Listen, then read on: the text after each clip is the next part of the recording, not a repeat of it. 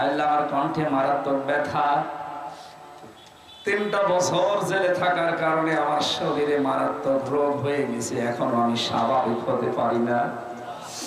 মুক্ত জীবনে যখন ফিরিয়ে দিয়েছো আল্লাহ, মেহেরবানি করে আমার কণ্ঠটা ছেড়ে দাও, আমার শরীরকে আবার তুমি আগের অবস্থায় ফিরিয়ে দাও। কোরআনের কথাগুলো সহজ সরল ভাবে তোমার বান্দা বান্দীদের কাছে বলতে পারি, সেরকম একটা পরিবেশ আমাকে তুমি তৈরি করে দাও।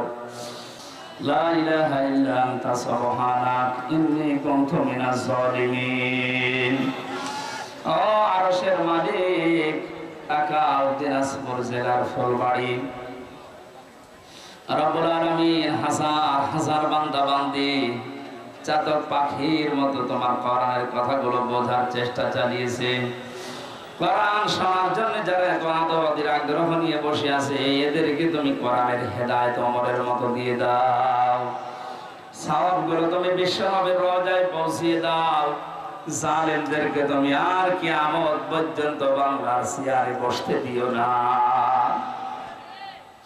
জালেমের দোষর যারা যদি হেদায়েত থাকে দাও, হেদায়েত না থাকলে এদেরকেও তুমি ধ্বংস করে দাও। মাহফিলের আয়োজন করতে গিয়ে তোমার যে বান্দাগুলো শ্রম দিয়েছে, স্বেচ্ছাসেবক যারা আছে, মাহফিলের সভাপতি, সেক্রেটারি, ক্যাশিয়ার, আমার সোহেল ভাই সহ যারা এই দায়িত্ব পালন করেছে, আল্লাহ তুমি তাদেরকে হামে ও নাসির হয়ে যাও। মাহফিলের সভাপতি, সহসভাপতি, প্রধান অতিথি, বিশেষ অতিথি, যত মানুষ আমরা আমিন আমিন করছি, আমাদের জীবনের অপরাধগুলো ক্ষমা করে জায়গাটা নেকি দিয়ে পাল্টিয়ে দাও। মা বোনেরা এসেছে, আলাদা করে তাদের জন্য কিছু বলতে পারি নাই, আল্লাহ তুমি ফাতেমার মতো বানিয়ে দাও, খাদিজার মতো বানিয়ে দাও। স্বামী সংসারে শান্তি দান করো। আল্লাহ দেশটা তুমি শান্ত অবস্থায় নিরাপত্তার সাথে চালানোর তৌফিক দাও। যারা দায়িত্বে আছে আল্লাহ তুমি তাদেরকে সততা দাও।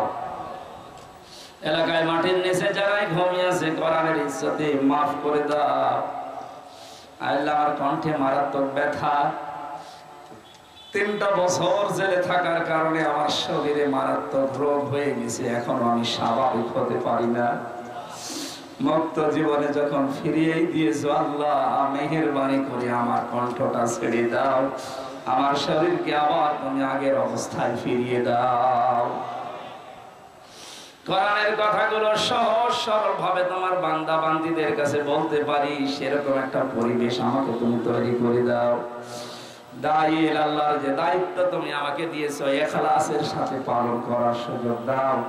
আমার ঈমান, আমল, ইলম বাড়িয়ে দাও।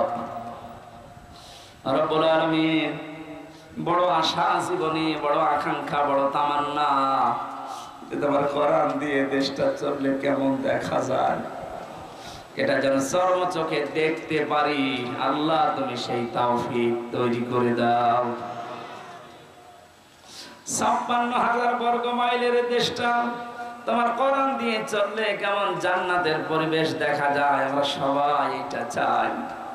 আজকের জরিপ দেখলাম 100 জনের 58 জন মানুষ চাইছে যে তোমার কালাম দিয়ে বাংলাদেশটা চলুক। আল্লাহ তুমি কবুল করে নাও।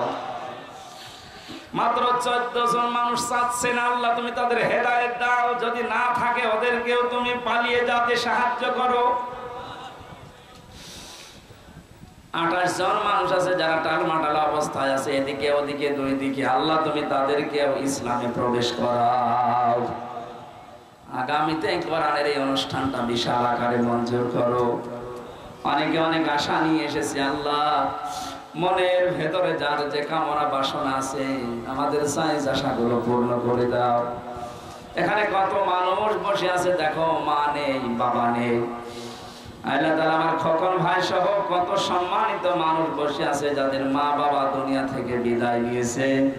আল্লাহ তাআলা কবরগুলো তাদের সন্তানের হাতের দিকে তাকিয়ে জান্নাত বানিয়ে দাও। বারাকাল্লাহু লানা ওয়া লাকুম ফিল কোরআনিল আযীম। কখন কার কাছে আজরাইল আসে আমরা কেউ জানি না। ফুলবাড়ির এই বাজারে কার কাফনের কাপড় গড়াগড়ি করছে আমরা জানি না। সাদা কাপড়ে জড়ানোর আগে মুখ দিয়ে তুমি বের করে দিও লা ইলাহা ইল্লাল্লাহু মুহাম্মাদুর রাসূলুল্লাহ।